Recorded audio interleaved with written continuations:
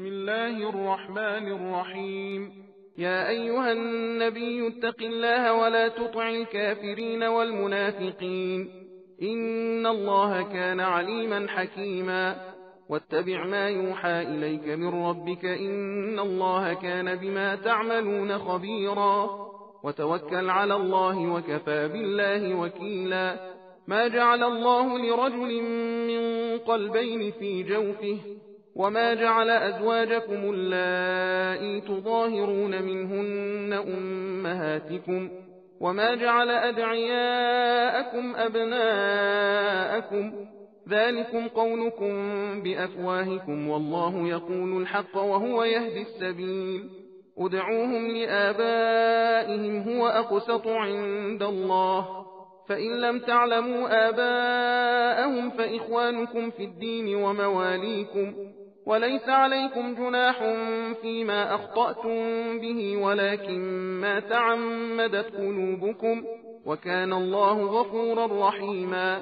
النبي أولى بالمؤمنين من أنفسهم وأزواجه أمهاتهم، وأولو الأرحام بعضهم أولى ببعض في كتاب الله من المؤمنين والمهاجرين إلا أن تفعلوا إلى أوليائكم معروفا، كان ذلك في الكتاب مسطورا.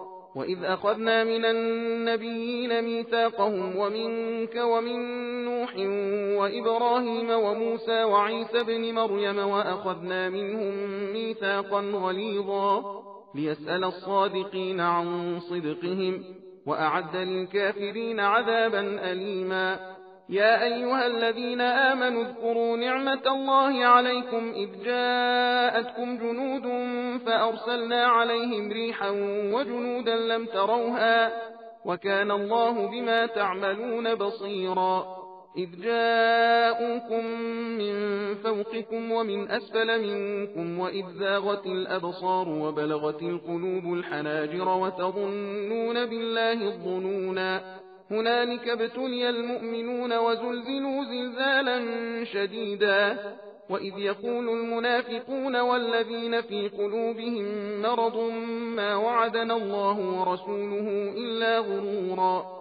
وإذ قالت طائفة منهم يا أهل يثرب لا مقام لكم فارجعوا، ويستأذن فريق منهم النبي يقولون إن بيوتنا عورة وما هي بعورة إن يريدون إلا فرارا. ولو دخلت عليهم من أقطارها ثم سئلوا الفتنة لآتوها وما تلبثوا بها إلا يسيرا. ولقد كانوا عاهدوا الله من قبل لا يولون الأدبار، وكان عهد الله مسؤولا.